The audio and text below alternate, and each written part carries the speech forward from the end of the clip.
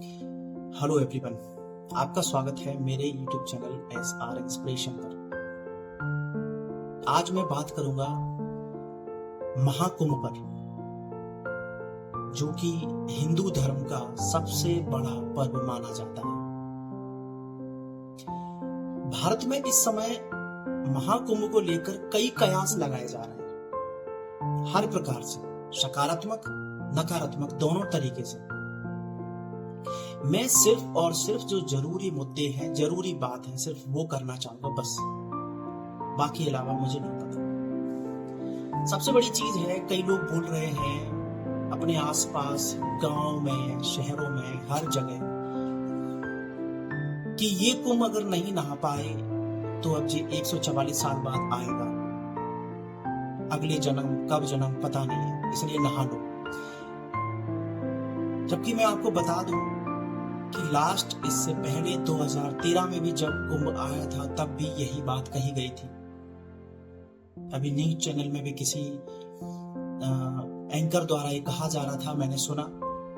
उसकी अगर कोई रिपोर्ट होगी तो मैं डाल दूंगा वीडियो में, कि 2013 में भी यही कहा गया था कि 144 साल बाद आ रहा है। बट अब तब से लेके आज 11 साल हो चुके हैं, 12वां चल रहा है, तो किसी ने ध्यान नहीं दिया उस बात पर कि पहले भी ऐसा कहा जा चुका है। लेकिन इस 144 साल बाद जो कुंभ की बात कही गई है, इसने कितना नुकसान कर दिया है लोगों का, पैसों से, और कई घर का उनके परिजनों से।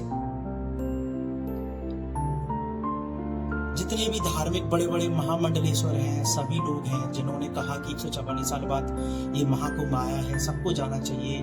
लेकिन कहीं किसी ने सोचा कि आखिर वहां व्यवस्था कैसे हो सकेगी इतनी सारी।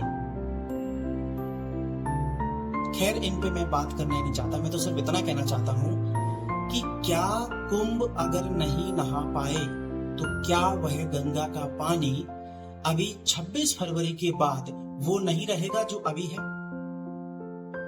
मैं तो शायद कह सकता हूं इससे ज्यादा शुद्ध हो जाएगा। अभी बहुत ज्यादा गंदा पानी है वो। सिंपल सी बात है, मैं तो ये कहता हूं, क्योंकि मैंने ना इतने सारे वीडियोस, इतनी न्यूज देखी हैं। अभी लेटेस्ट दिल्ली के रेलवे स्टेशन पे भगदड़ मच गई, जिसमें 18 से 19 लोगों की मृत्यु हो गई, जिसमें सबसे ज्यादा महिलाएं खत्म हुई, 14 से 15 महिलाएं खत्म हुई। और ये जितनी भी बड़ी धार्मिक यात्राएं होती हैं, चाहे कहीं की भी हो, जब भी भीड़ होती है, सिर्फ और सिर्फ सबसे ज्यादा कैजुअलिटी सिर्फ महिलाओं की होती है। कि पता नहीं फिर भी क्यों समझ में नहीं आता। उनको ऐसा लगता है कि ये जो विशेष दिन है, इन धार्मिक स्थलों पर जा करके और हम सीधे मोक्ष को प्राप्त होंगे, सीधे भगवान हमें दर्शन देंगे। जबकि हमें अपने अंदर की चीजें नहीं दिख रही हैं कि हमें अंदर कहां सुधार करने हैं। कहीं एक तरफ बैठ के अगर आप मेडिटेशन भी करते हो, छोटे छोटे जो जीव हैं, पक्षी हैं, पशु हैं, उनका भी अगर ध्यान रख लेते हो, या अपने बड़ों का सम्मान भी कर लेते हो, या अपने माता पिता की सेवा भी कर लेते हो, या सबसे बड़ी चीज मन को सुकून दे लेते हो, चाहे किसी भी चीज, किसी भी काम से, किताबों से, मेडिटेशन से, मंदिर में सेवा करके, उससे बढ़ के और क्या है। लेकिन नहीं, लोगों को सबसे ज्यादा ये लगता है कि कुंभ में अगर ये फेरी लगा ली हमने और हमने डुबकी लगा ली, हमारे सारे पाप धुल जाएंगे। क्या सच में? पाप क्या दूसरे धर्म के लोगों ने नहीं करे होंगे? सिर्फ हिंदू धर्म के लोगों ने करे होंगे? अगर तुम्हारे पाप यहां धुल जाएंगे, दूसरों के कैसे धुलेंगे फिर? ये सब व्यर्थ की बातें हैं, इनसे बाहर निकलो। मौनी अमावस्या पर कितनी बुरी दुर्घटना हुई, मैंने उसकी डॉक्यूमेंट्री देखी, उसकी रिसर्च देखी, पता चला कि मौनी अमावस्या पर सुबह अमृत बेले, सुबह 4 बजे के टाइम पर घाट पर नहाने के लिए ऐसा बोला गया था कि जो सबसे पहले नहा लेगा, या जो सुबह सुबह अमृत बेला का जो स्नान है जो वहां पे ले लेगा, उसकी सबसे ज्यादा पुण्य माना जाएगा। इस कारण से कुछ वहां पर एक अलग एरिया सामान्य लोगों के लिए बनाया गया था, और कुछ अलग एरिया वहां पर जो बड़े बड़े संत महात्मा थे, जो नागा साधु थे, उनकी यात्रा निकालने के लिए बनाया गया था। और कुछ एरिया आगे घाट का खाली छोड़ा गया था, तो कई लोग सबसे पहले वहां जाकर पहुंच गए और पहले से जाके सो गए। क्यों? क्योंकि जैसे ही सुबह होगी, 4 बजेंगे 5 बजेंगे, हम पहले ही जाके स्नान कर लेंगे। तो इसी सोच को लेकर के कि हमें भी जल्दी स्नान करना है, पीछे से भीड़ और आती चली आ रही थी और पूरे बैरिकेड्स तोड़कर जो सो रहे थे उनके ऊपर कुचल के निकल गई। और उस भगदड़ में कई लोग मारे गए। एक जगह भगदड़ नहीं हुई, पूरे महाकुंभ में 2-3 जगह भगदड़ हुई थी, जिसमें ये बताया ही नहीं गया कि कितने लोगों की मृत्यु हुई है, कितनी नहीं।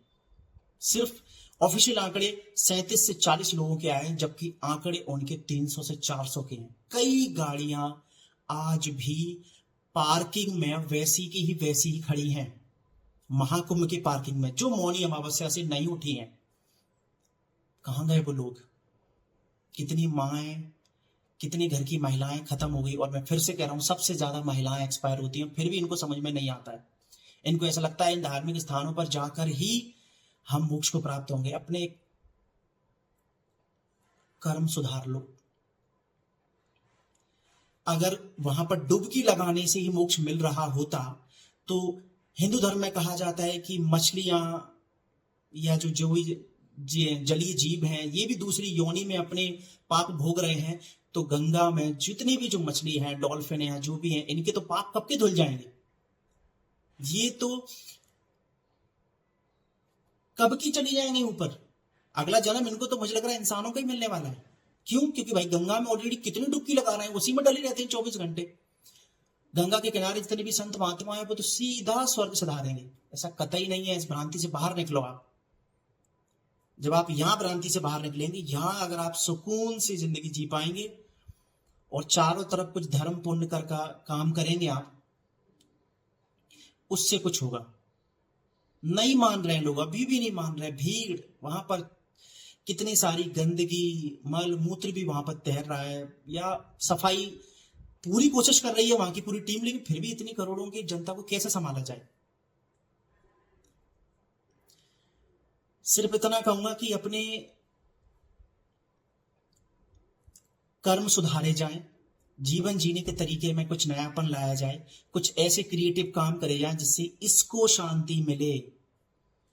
हमें पता है वहां पर डुबकी लगाने के लिए सिर्फ इसको शांति के लिए जा रहे हैं, लेकिन ऐसा नहीं होने वाला कि इससे शांति मिल जाएगी।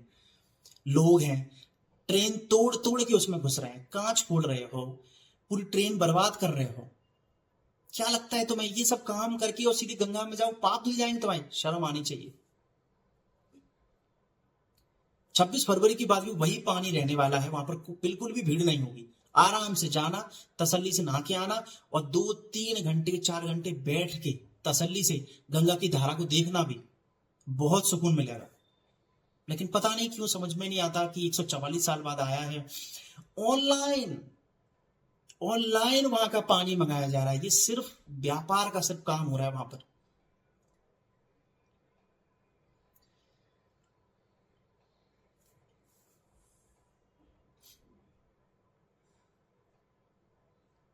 हाँ, आसानी से सब उपलब्ध हो रहा है, अगर ज्यादा परेशानी नहीं हो रही है, किसी को नुकसान तुम नहीं पहुंचा रहे हो, ठीक है। जितने भी धार्मिक महामंडलेश्वर आए हैं, जितने भी अखाड़े हैं, ये सब भारत की धार्मिक विविधता को बताते हैं। ये देखने का एक अवसर मैं मान सकता हूं। पहले भी महाकुंभ इसीलिए लगाया जाता था। महाकुंभ का आयोजन इसलिए किया जाता था कि पहले इतने संचार के साधन नहीं थे। पहले फोन, गाड़ी, वाहन ये सब नहीं थे, तो लोग नहीं मिल पाते थे।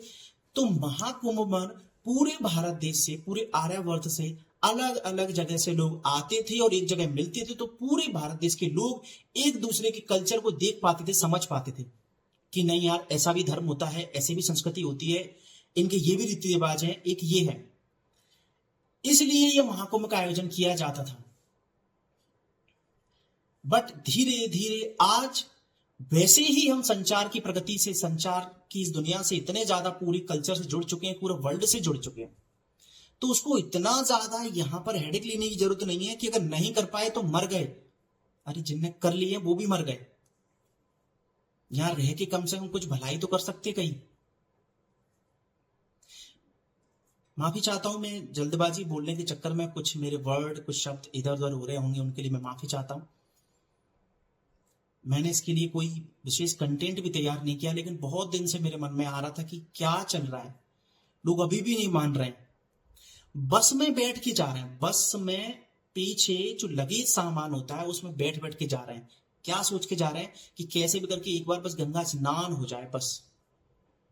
आज ही मैंने देखा ऑनलाइन, उसमें डला था कि इंस्टाग्राम पे मैंने देखा कि 26 फरवरी से पहले आप भले ही प्रयागराज ना जाएं, लेकिन आपके नाम का वहां पर, आपके नाम से, गोत्र से डुबकी लगा दी जाएगी और आपका ही नाम माना जाएगा। बुक करें जल्दी। क्या लगता है तुम्हें? क्या लगता है? ये सिर्फ क्या है? ये व्यापार का एक साधन नहीं है क्या?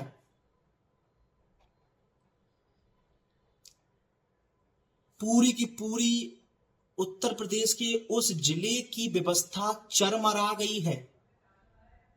पूरा का पूरा पुलिस प्रशासन कितना खतरनाक तरीके से टॉर्चर हुआ है इस पूरी एक महाकुंभ धार्मिक आयोजन में। तो अपनी जिंदगी को संवारो और जिंदगी को बचाओ। अब उन लोगों से पूछो जिनके कई डेड बॉडीज उनके परिवारजनों की मिली ही नहीं है, भाग भाग के जा रहे हैं, गाड़ियों से जा रहे हैं, आ रहे हैं, एक्सीडेंट हो रहे हैं, जा रहे हैं, एक्सीडेंट हो रहे हैं उनके, क्योंकि इतनी भीड़ है। घंटों तक जाम लगा हुआ है, दिनों तक जाम लगा हुआ है। छत पे, बस की छत पे खाना बन रहा है। कैसी अंधी दौड़ है, मुझे ये समझ में नहीं आ रहा। घर में कभी पूजा नहीं की होगी, लेकिन वहां पहुंचना है। वीडियो बड़ा हो रहा है, बाकी बस इतना ही सही। बस इतना कहूंगा कि अपना जितना हो सकता है अपने कर्म सुधारो, अपने बोलचाल का तरीका सुधारो, किसी से खराब मत बोलो, किताबें पढ़ो, ठीक है। घर में मंदिर है उसको सजाओ, पूजा करो। नजदीकी मंदिर है, वहां पर कुछ जीव जंतु घूम रहे हैं या सुबह पक्षी आपके घर की तरफ आते हैं, उनको दाना डालो। गाय है, अगर कोई पॉलिथीन खा रही है, कुछ कर रही, तो वो एक बार निकाल दो, ये पुण्य माना जाएगा। तुम्हारे आसपास कुछ कुत्ते घूम रहे हैं, कुछ उनको कुछ खिला दो, पिला दो। कई ऐसे मौके मिलेंगे आपको जहां आपको फील हो जाएगा कि यार इसको करने से शांति मिलेगी। मैन कुल मिला के इसको शांत करना है, इसको शांत, ये सुकून, सबसे बड़ा मोक्ष यही है।